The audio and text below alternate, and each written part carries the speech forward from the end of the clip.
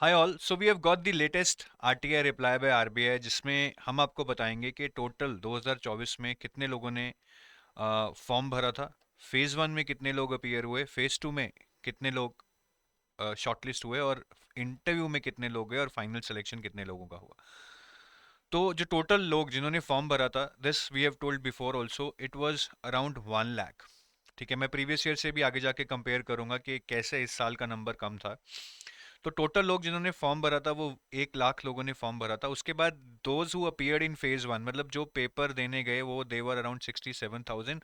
बाकी 33,000 पेपर देने ही नहीं गए। And as we know there were around 60 seats, तो 60 into 150, around 900 people were shortlisted for phase two, क्योंकि वो 1:15 की रेशो में होता है।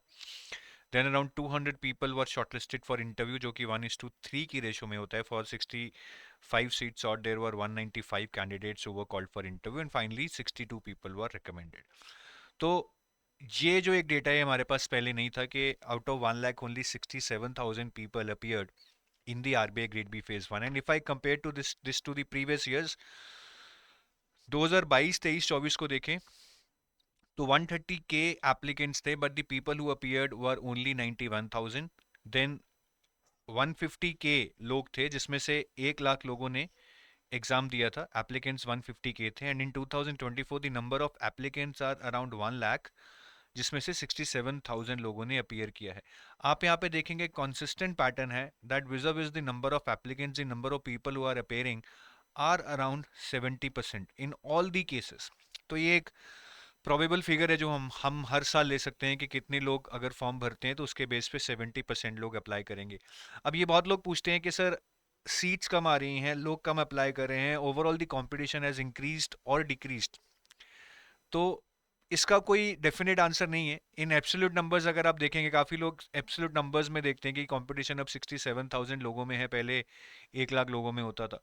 सो in absolute numbers it seems the competition has decrease, but we have to take this in context of number of seats also, क्योंकि ultimately तो जिस चीज़ के लिए हम compete कर रहे हैं, अगर वही कम हो जाएगी तो कंपटीशन इंक्रीज होगा।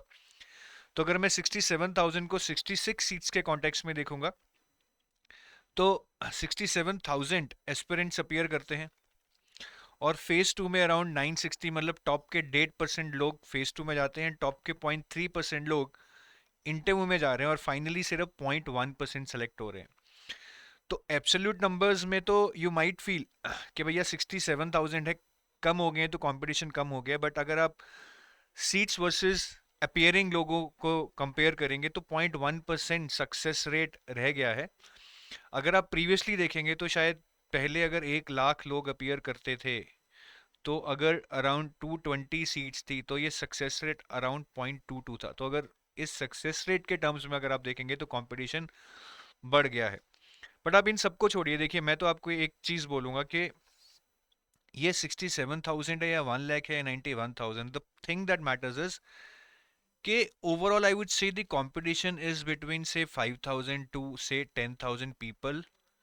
यही मेन कंटेंडर्स हैं, यही वो लोग हैं जो अच्छे से तैयारी कर रहे हैं, जो प्रीवियस ईयर पेपर्स को एनालाइज कर रहे हैं, सिलेबस को कॉम्प्रिहेंड कर रहे हैं, रिवीजन कर रहे हैं, मॉक टेस्ट दे रहे हैं, प्रैक्टिस कर रहे हैं। ये लोग 5 से 10 हज़ार ही हैं, और यही लोग हैं जो इन सीट्स के लिए बाद में compete करेंगे। Most of the other people are not as serious, or are not as hardworking, or are not as, no, I would say, analyzing the things as they should be, like this 5,000 to 10,000 people. तो भले ही seats कम हो रही हैं, भले ही applicant ज़्यादा हैं, कम है, at the end of the day जितनी भी सीट्स हैं आप ये सोचिए उसके लिए 5,000 टू 10,000 सीरियस कंटेंडर्स हैं, जिसमें से आपको अपनी एक सीट लेनी है, which is not easy.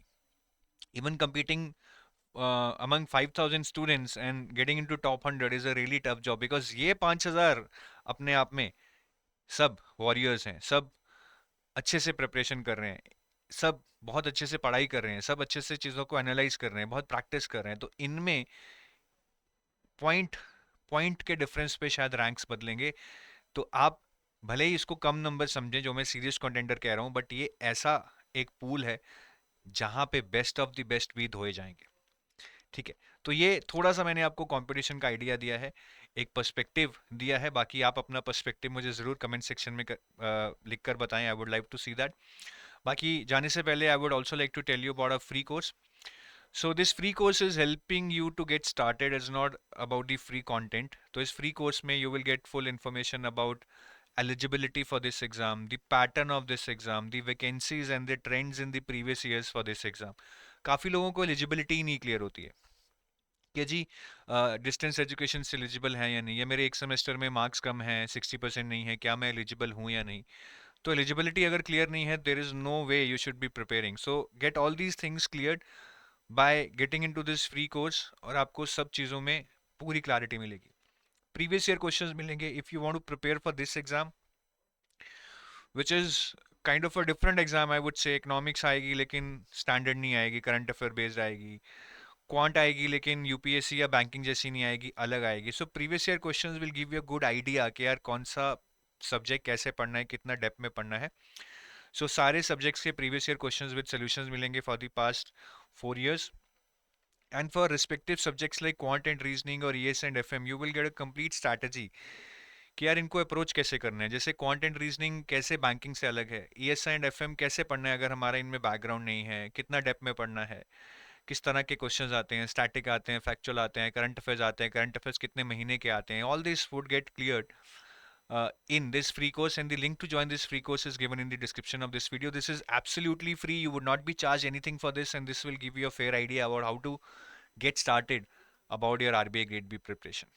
So download this or get into this free course today. Thank you. Have a nice day. Bye bye.